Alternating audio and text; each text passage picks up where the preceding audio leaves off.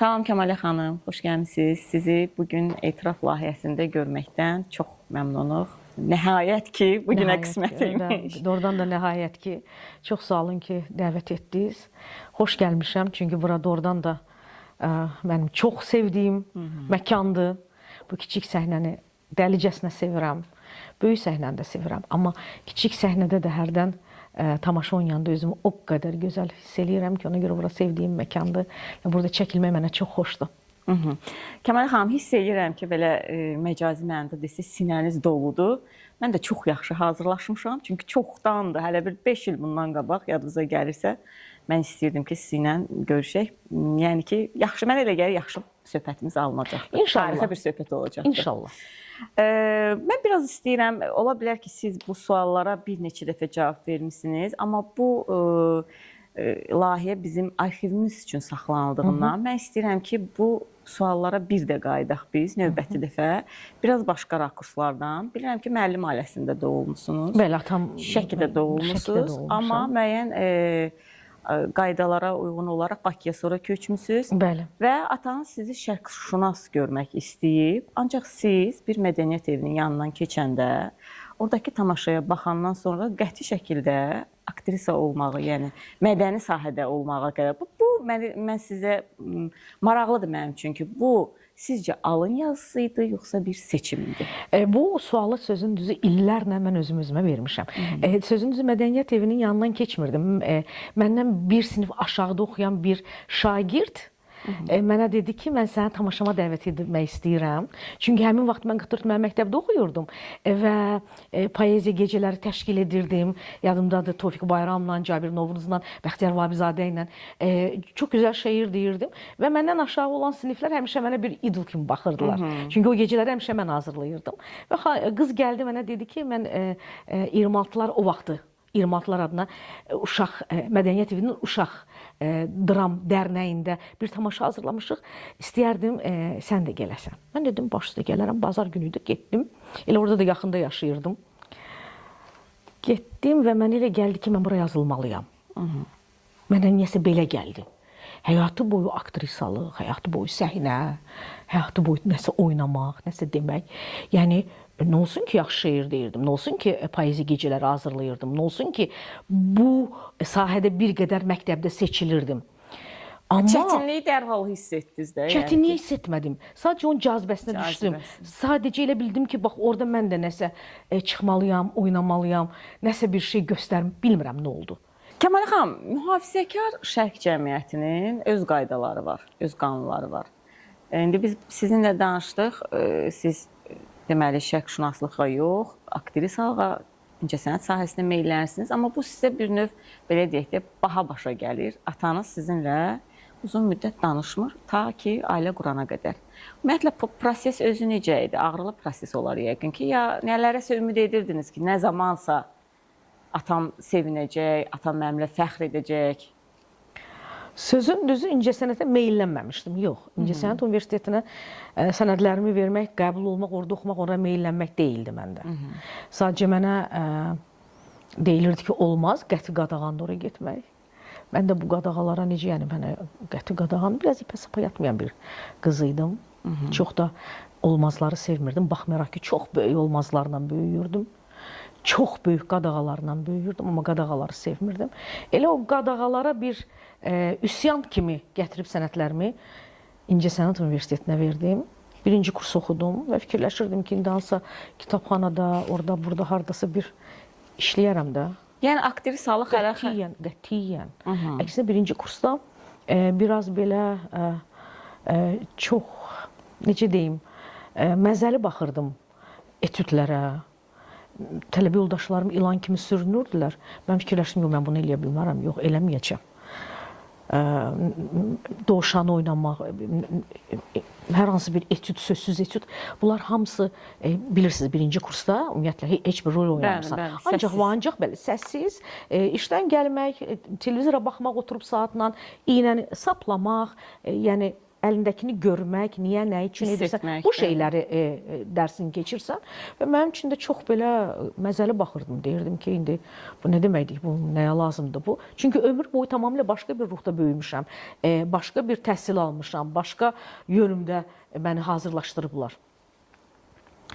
İkinci kursun sonunda oynadığım rollardan dolayı, çünki mən bir rejissorluqda oxuyan tələbə yoldaşımın kurs tamaşasında oynadım. Sonra öz kursumun səhnəciklərində oynadım.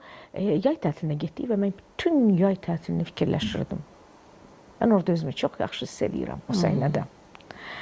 Rol oynayarkən sanki mən daha yaxşı özüməm, nəinki normal həyatda.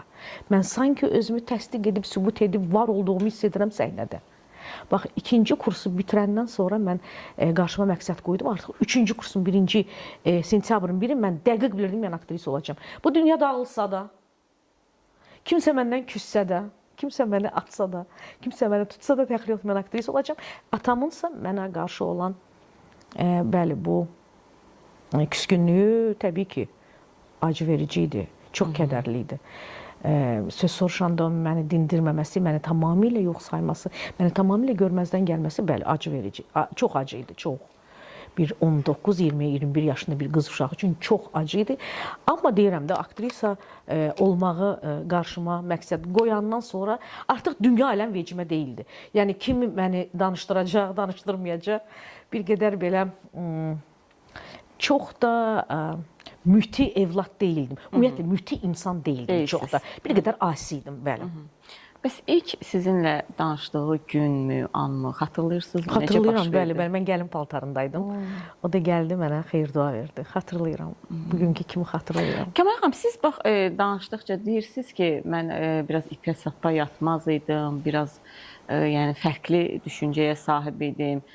Mən bunları başa düşürəm, amma ümumiyyətlə sizi tanıyandan sonra, sizinlə tanış olandan sonra mən görürəm ki, siz çox rahat adamsınız. Yəni söhbətdə, ünsiyyətdə, hətta çox səmimisiniz, aktrisaya xas olmayan müəyyən bir saflıq da sizdə sezilir. Aktrisaya xas olmayan. Yəni aktrisalara nə xasdır ki, səmimi olmamaq? Aktrisa bir növ bu sənət elədir ki, müəyyən mənada bəzən həyatda da oynamaq lazım gəlir. Bəzən şərtlərə görə uyğunlaşmaq lazım gəlir. Amma mən sizdə yəni belə xüsusiyyətlər görməmişəm. Qətiyyən. Hə, yəni misal üçün indi biz toyda, nişanda üz-üzə gəlirik, müxtəlif tədbirlərdə falan. Siz olduğunuz kimisiniz. Və mənə maraqlıdır ki, bax öz həmyaşıdlarınızdan, öz həmkarlarınızdan bir pillə öndəsiz. Məsələn, elə insanlar var ki, vaxtı ikən bəlkə də sizdən də məşhur olmur, amma indi onlar ümumiyyətlə yoxdular, başqa yerlərdədirlər. Bu nailiyyətə, bu uğura sizcə necə nail oldunuz? Bu zəhmət idi, yoxsa istedad faktoru idi? Hə, biz gəldik, tam 10-luqda dayandıq hal-hazırda. Bu sual tam 10-luqda olan sualdır. Mən qorxuram bu suala cavab verməyə. Amma cavabım var. Mən qorxuram buna səmimi cavab verim. Necə düşünürəm, o cür cavab verim. Və çox adam məndən incisin. Neyniyək? Nəsə eləməliyik. Nəsə eləməliyik, bəli. Nəsə bir cür hansı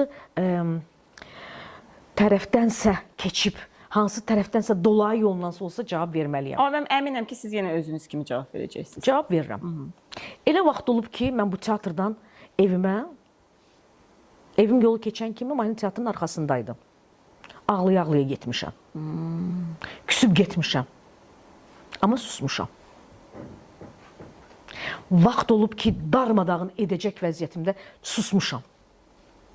Başqası mənim yerimə darmadağın edərdi. Hadisələr isə danışmaq istəmirəm. İl də danışmaq istəmirəm, çünki onları desəm artıq bütün hər şeyi biləcəksiniz. Vaxt olub ki, bəlkə başqası dözməzdi. Əsəbləşərdi də, qışqırardı, bağırardı, tələb eləyərdi. Hər şey. Amma mən susmuşam. Mənim çox vaxt irəli getməyimin səbəbi susmağımdır. Səbr. Səbr. Dəhşətli dərəcədə susanam. Dəhşətli dərəcədə dayanıb gözləyənəm. Öz məqamımı gözləyənəm. Və ona görə bəzi yollarla, hər hansı bir yollarla qabağa getmək istəyən, yürümək istəyən bu sənətdə olan insanda dəxli yoxdur hər hansı bir sənətdə. Təbii ki, əsasən bu sənətdəyəm deyə bu sənəti deyirəm. İnsanlara həmişə deyirəm, baxın. Nə qədər sizin arxanızda kimi arxalansanız belə, zaman gələcək ki, addımlaya bilməyəcəksiniz. Əgər siz istedadlı deyilsinizsə, kim olur qarşınızda olsun, arxanızda kim dayanır dayansın, kim istəyir dayansın. Bəli, müəyyən bir müddət süni surətdə qabağa gedəcəksiniz. Amma bu müəyyən müddət dayanacaq. Mən ətrafıma baxdıqca bunu dəfələrlə bir də görürəm. Tək özümdə yox. Baxıram ki, bax o aktyor zamanında çox onu kənar edirdilər. Zaman keçdi. Hal-hazırda hardadır? Gözəl yerlərin birindədir. Öz məqamıma gələndə isə, bəli, zaman olub ki, çox da layiq olmayan adam keçib qarşıma, mən susub getmişəm. Mən bu yolu evimə ağlaya-ağlaya getmişəm. Günlərlə özümə gəlməmişəm ki, bu mənə olunmamalıydı. Amma susmuşam, məqamı gözləmişəm. Bax, bugün o məqamdır. O quyunun dibindən çox olub ki, özünüzü dartıb çıxartmışsınız. Belə deyək də, məcazi mənada o ağlayanda insan həm də o depressiyaya düşür. Mən quyunun dibinə sənətimlə bağlı heç vaxt düşməmişəm. Şəxsi məqamlarda olub bu. Amma sənətimlə bağlı quyunun dibinə heç vaxt düşməmişəm. Mən sadəcə dondurmuşam, zamanı dondurmuşam. Gözləmə məqamına keçmişəm. Mənim indi də belə bir tərəfim var. Saxlayıram, görürəm ki, bu yürüməyəcək deyəsən, mən o dəqiqə zamanı dondururam. Elə indi də beləyəm. Kəmal xanım, biz sizinlə keçən dəfə bir məclisdə söhbət eləyəndə, indi ad çəkməyəcəm təbii ki, amma belə bizim aramızda belə bir söhbət oldu ki, siz təxminən belə bir ifadə işlətdiniz ki, xalq artistlərinin ifa edə bilməyəcəyi rolları belə mən öz öhdəmə götürmüşəm və öhdəsindən çox rahatlıqla gəlmişəm. Bunu niyə görə deyirəm? Biz dəfələrlə dostlarla söhbət eləyəndə Siz özünüz bildiniz mən hansı tamaşanı və hansı məqamı deyirdim, adlarını da bilirdiniz. Bu hamıya da aydındır, heç kimə də sir deyil. Aha. Biz yəni mən heç onun əməkdar aktrisa da deyildim. Biz bir neçə dəfə misal üçün Nicat Kazımovla söhbət eləyəndə, sonra Mehriban xanımla söhbət eləyəndə, elə bizim əzizimiz Naidə xanımla da söhbət eləyəndə dəfələrlə vurğulayıblar ki, Kəmalə xanım istedadlı aktrisadır. Ümumiyyətlə sizin gücünüz nədədir? Bax bu sözü qazanmaqdan ötürü.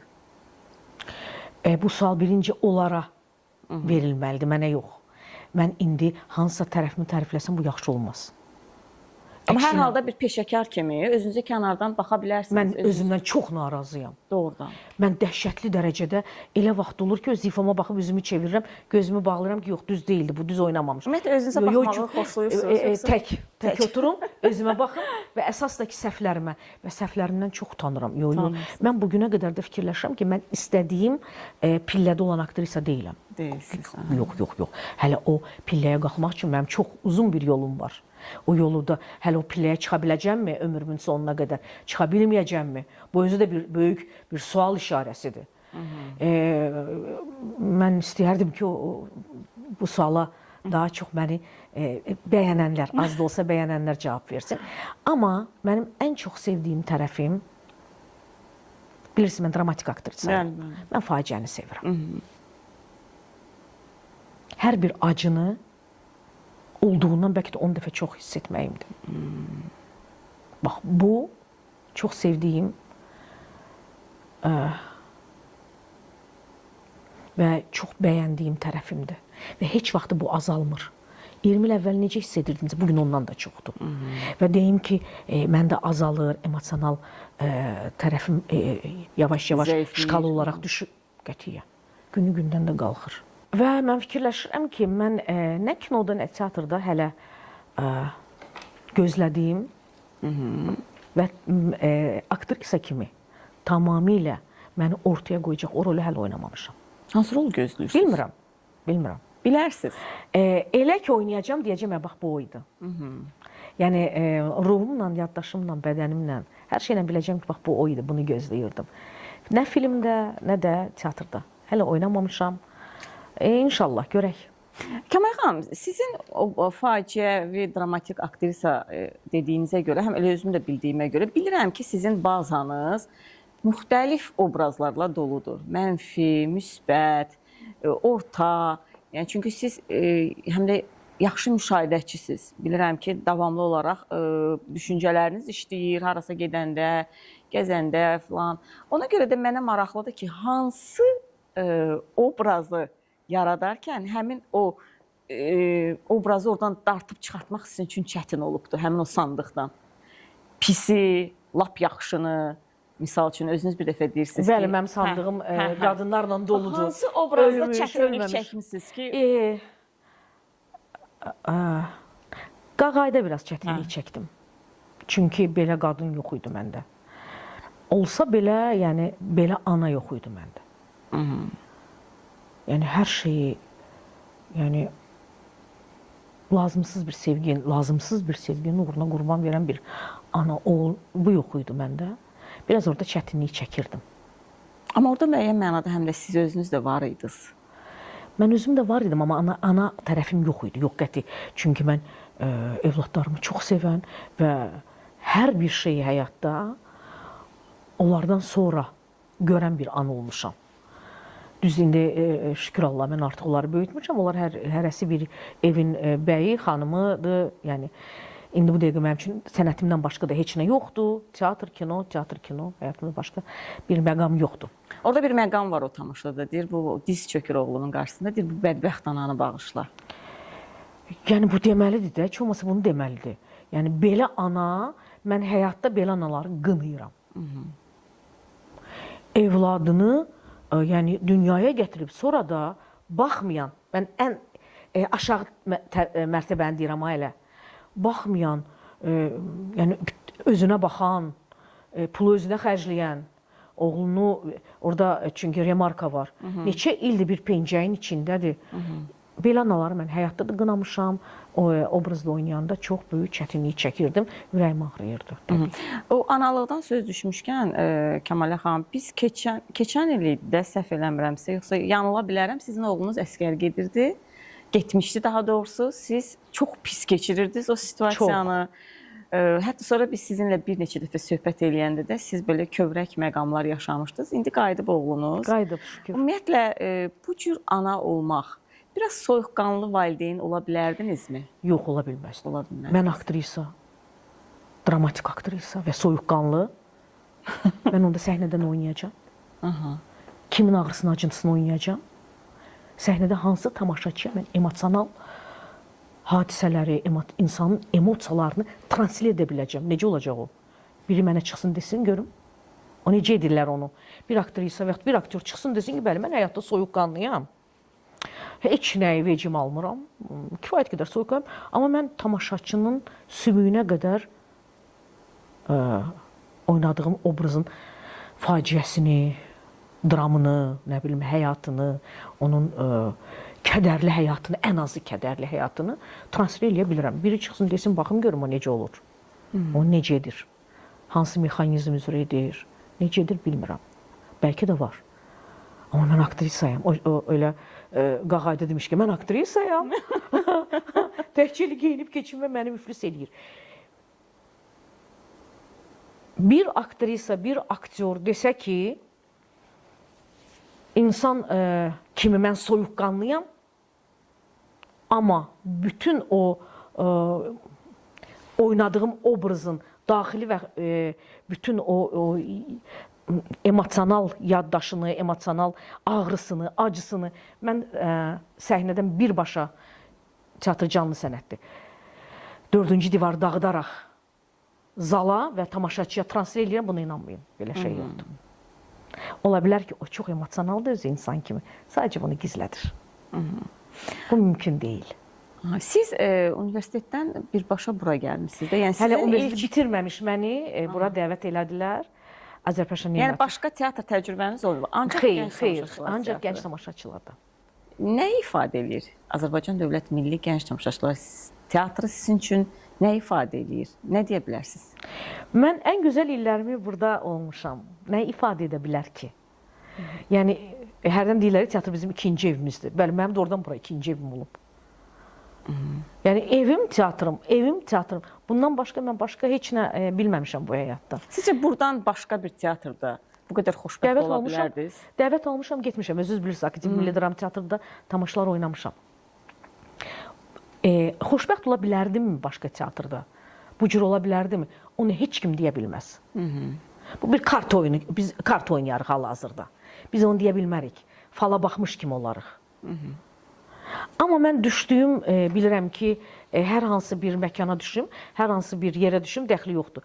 Orada, yəni, bataqlıqda belə, yəni bir qədər heç olmasa parlamağı bacaran biriyəm. Buna çalışıram hər zaman və bunu həmişə də diqqətdə saxlayıram. Düşdüyüm yerdə mütləq parlamalıyam, mütləq öndə olmalıyam. Ümumiyyətlə, mənim devizlərimdən biridir. Yəni, biraz üstdən getdim, istəmədim, lap açım, töküm hər şeyi. Misal üçün. Bilmirəm, bunu nə qədər demək düz deyil. Deyin, sonra xoşunuza gəlməz, biz montaj edirik. Mən fikirləşirəm ki, tutaq ki, bir filmdə oynayıram.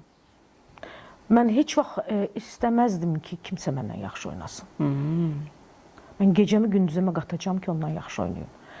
Qətiyyən onu arxaya salmaq demək deyil bu. Özünüzü irəli aparmaqdır. Mən hər zaman özüm üzərində ona görə işləyirəm, daim.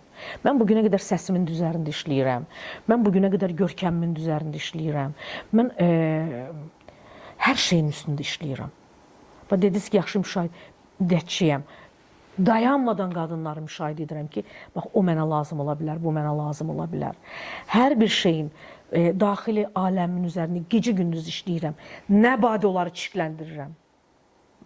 Çünki inanmıram, hər hansı bir daxili aləmi çirkli bir aktrisa çıxsın, gözəllikləri oynasın və o da alqışla olur. O süni görünəcək. Siz bunu görürsünüz də. İstəmirəm heç kimin adını çəkmək. Siz bunu görürsünüz də kimlərdir, necədir, nətərdir. Aktyor, aktrisa hər zaman o qədər uşaq kimi olmalıdır ki, onsuz da biz aldadırıq. Bir tərəfdən də özümüz pis olaq və yaxşını oynayaq, bu nə qədər doğrudur. Biz o qədər təmiz olmalıyıq ki, ötürdüyümüz aura da təmiz olsun, enerjimiz təmiz olsun, oynadığımız obraz nə qədər çirkin olur olsun, biz onu o qədər gözəl oynayıb translit etməliyik ki, bəli, o gözəl olsun. Yəni, mən ən primitiv notlarda danışıram. Çox gəliz danışmaq istəmirəm. Mən sizin bir çox tamaşalarınıza baxmışam və baxdığım üçün, həm də indi adlarını çəkəcəyim rejissorlar mənim müasirlərim olduğu üçün mən o rejissorlardan sizə sual vermək istəyirəm. Çünki gördüyüm tamaşalar da onların tamaşaları olubdur. Ona görə də bax, bilmək istəyirəm. Bəhram Osmanov, Nicat Kazımov, Mehriban Ələkbərzadə, yəni bu rejissorlarla sizin işbirliyinizə baxmışam. Ayrı-ayrılıqdır. Misal üçün, keçən həftə elə biz müharibə, mən gəldim, qızlar tamaşasını izlədik. Ondan əvvəl, indi bu həftə cəza olacaqdı. Mehriban Ələkbərzadənin quruluşunda bayaq adını çəkdiniz Qağayı və ondan qabaq da Nicat Kazımovla Pəricadıda və digər əsərlərdə işləmişsiniz. Ana qazında. Hə, ayrı-ayrılıqda bu rejissorlar sizin həyatınıza nələr qatıb və ümumiyyətlə öyrənmisinizmi? Nələr öyrənmisiniz? Elə şey ola bilərmi ki, mən öyrənməyim rejissorlardan? Elə bir şey ola bilməz. Amma xahiş edirəm buna biraz əhatəli cavab verəsiniz. Mənim özüm üçün də maraqlıdır ki... Bax, belə gəl danışaq, Samira. Hərdən oturub fikirləşirəm. Mənim həyatımda bu adam olmasaydı, itirmək bir-birimizi hərdən biri onu qınayır, onu dostluqda, nəm qardaşlıqda, yoldaşlıqda. Bir də görsə, insanlar bir-birlərini itirirlər də. Amma gərək itirməmişdən qabaq biz sən nəyə fikirləşək? Bu adam mənim həyatımda olmasaydı, nə olmayacaqdı? Mənim nəyim olmayacaqdı? Misal üçün, mənim həyatımda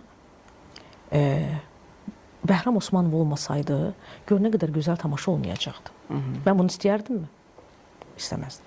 Nicat Kazımov olmasaydı, gör neçə yaxşı tamaşa olmayacaqdı. Mən bunu istəyərdim, istəməzdim. Mehriban Ələkbərzadə mənim həyatımda olmasaydı, mənim halım necə olardı? Görün nə qədər gözəl tamaşa olmayacaqdı. Onda nəyə yaşayıram ki mən? Onda nə aktrisayam mən? Ki, mən bu insanlardan heç nə burada oturum və deyim ki, mən onlardan, sizinlə danışsa, onlar hamısı mənim müəllimlərimdir. Mən onlardan hər şey öyrənmişəm, nə bacarmışamsa öyrənmişəm. Mən onların üçünə də minnətdaram. Çox minnətdaram onlara. Elə bir şey ola bilməz ki, öyrənməyəsən. Öyrənməmişəmsə, bu mənim günahımdır. Yəni siz üçünü də tanıyırsınız. Kifayət qədər öyrənmişəm. Kifayət qədər də onlara minnətdaram. Aha, yaxşı. İndi mən biraz öz jurnalistika keçmişimi yadıma salaraq biraz istəyirəm sualı biraz dolayı gətirim. Hansı ilə işləmək daha çətin idi? Heç biri ilə. Heç biri ilə. Mənim üçün heç biri ilə. Hərəsinin özünün öz tərəfləri var və mən də hərəsinin o tərəflərini bildiyim üçün elə o tərəflərdən də yanaşıram. Daha çox mən siyasətçiyəm. Daha çox mən bacarıram. Hamı ilə yola getməyi çox yaxşı bacarıram. Məsəl üçün biz Yetər ki, mənim qarşımdakı qeyri-peşəkar olmasın. Hə, onda işlər çətinləşir. çətindir. Mən o adamla dava... Elələri də olur. Olur. Hətta zəng edib demişəm ki, sən mənə rol versən, mən intihar eləyəcəm. Bax, deyirəm sənə. Yaxşı başlıqdır. Sən mənə rol versən. Mən intihar demişəm. Ki, əgər istəmirsənsə, mən intihar eləyim, mənə rol vermə, çox xahiş eləyirəm. Beləsi də olub, əlbəttə. Mənim ən böyük dərdim elə odur ki, qarşımda qeyri-peşəkar rejissor otursun və mən ondan sual verim, sualıma cavab ala bilməyim və yaxud da onun mənə verdiyi zadaça, tapşırıq, onun mənə verdiyi hər hansı bir, nə bilim, mizan doğrulmaz. Mənim edə biləcəyimin altında olsun. Rejissor o vaxt rejissoru sevirəm ki, o mənə elə zadaçalar versin ki, elə tapşırıqlar versin ki, mənim edə biləcəyimin üstündə olsun. Mən günlərlə mən ora qalxmaq istəyim, elə qalxa biləcəmmi? Hə, rejissor o zaman gözəldir. O zaman istedadlıdır. O vaxt mən rejissoru sevirəm. O vaxt artıq rejissorun qarşısında təzim edirəm. Yaxşı ki, varsınız. Kəmal xanım, bax, Cəza, Mən gəldim qızlar, Kod adı Vexa, laf elə Qağayının özü. Buradakı qadınlar, sizcə bu qadınlar haqlıydılar? Ümumiyyətlə, qadınlar haqlı olur. Hə, burada artıq tamamilə başqa cür cavab verməliyəm. Bir tərəfdən, bu mənim oynadığım rollarımdır, obrazlarımdır. Mən nə olursa olsun, onlara haqq verməliyəm aktrisa kimi. Amma Kəmalə kimi eləsi var, onlara haqq vermirəm. Mən Qağayda, mən necə haqq verə bilərəm ki, yox, vermirəm. Bəs Cəza, Mən gəldim qızlar. Müəyyən mənada Kod adı Vexada Şükriyəni biz müəyyən mənada yox, haqlı çıxara bilərik ki. Şükriyədə bəli, tam haqlı çıxara bilərik. Amma mən Kəmalə kimi həyat yoldaşıma görə evladımın 4-ünü də belə həyatın qoynuna atıb gedərdim, getməzdim. Getməzdiniz. Mən Kəmalə kimi bunu eləməyəcəkdim. Mən o dəqiqə fikirləşəcəkdim, bu 4 evladım, bu sevdiyim insanın evladlarıdır. Mən onları qanatlarıma alıb saxlayacaqdım.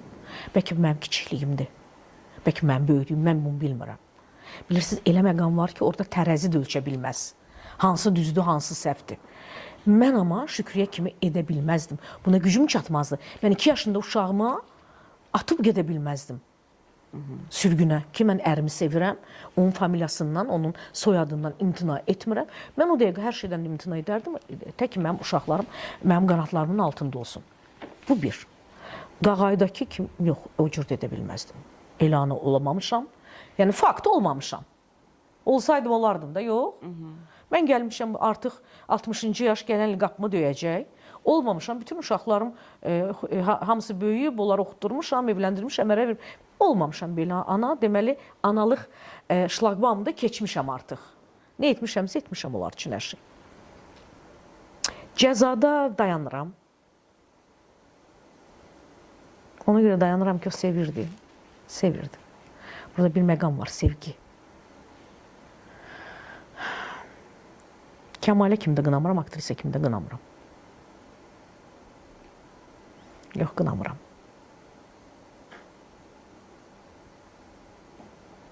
Bir də hansı rolü dediniz? Müharibə Mən gəldim qızlar. Orada biraz qınayıram. Qınayırsınız. Axı müharibə idi orada da. Yox. Qızını küçəyə göndərməyə qınayıram. Özü biraz yox, əməlli başlı qınayıram.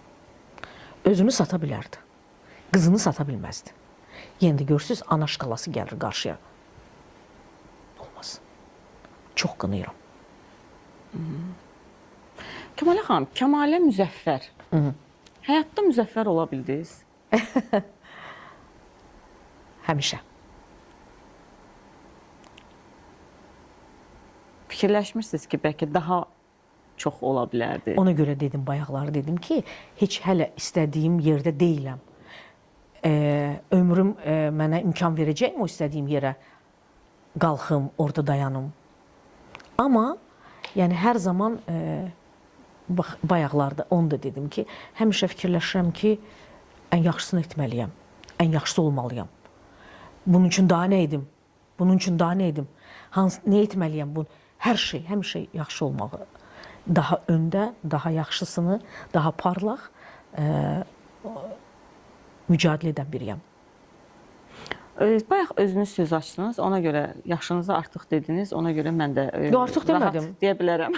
Gələn il dedim 60 artıq qapımı döyəcək. Ümumiyyətlə, aktrisa və yaş. Aktrisa kimi ən çox nədən qorxursunuz? Heç nədən qorxmuram. Hal-hazırda isə nə aktrisa kimi, nə insan kimi heç nədən qorxmuram. Çünki yaş üstünə yaş gəlir və fikirləşirsən, həyat A-dan Z-yədir.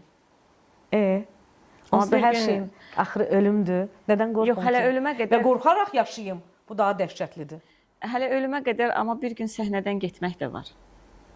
Hə, var. Və səhnə ilə mən artıq 1-5 il əvvəldən onu düşünürəm. Hə, yəni səhnə ilə belə deyək də məncə səhnə ilə nəfəs alan bir aktrisa. İnşallah ki, mən vidalaşmayacağam səhnə ilə. İnşallah ki, mən son günə qədər səhnədə olacağam. İnşallah ki. Buna dua edirəm hər gün. İnanın, hər gün.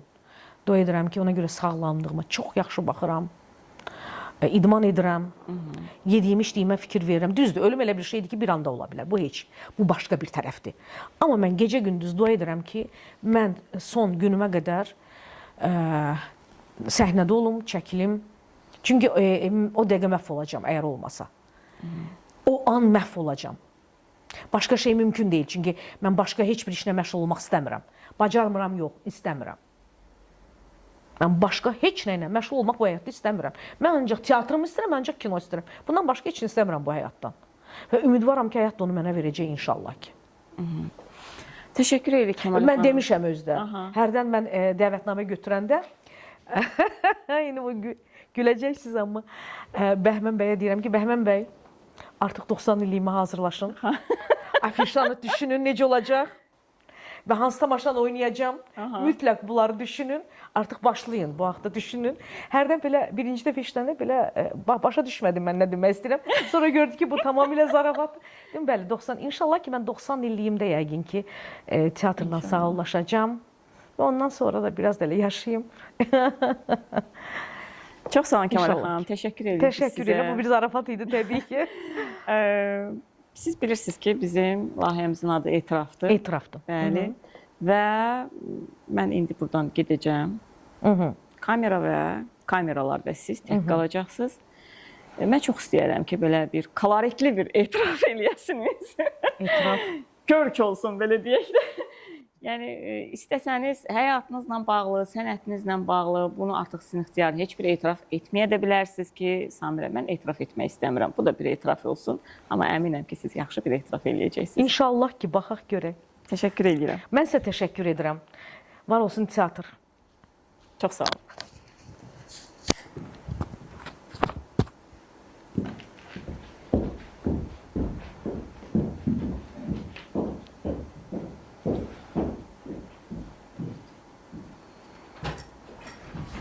Qaldı kamera ilə təkbətək. Etiraf etməliyəm, amma təbii ki, mən həyatım boyu heç vaxt heç nə etiraf etməmişəm. Bu, mənim xasiyyətimə tamamilə zidd bir şeydir etiraf etmək. Özümə etiraf etsəm belə, heç vaxt səsli etiraf etməmişəm. Ona görə də bugün etiraf edirəm ki, mənim çoxlu sirlərim var. Çox böyük sirlərim var və o sirlər məndən qəbrə gedəcək.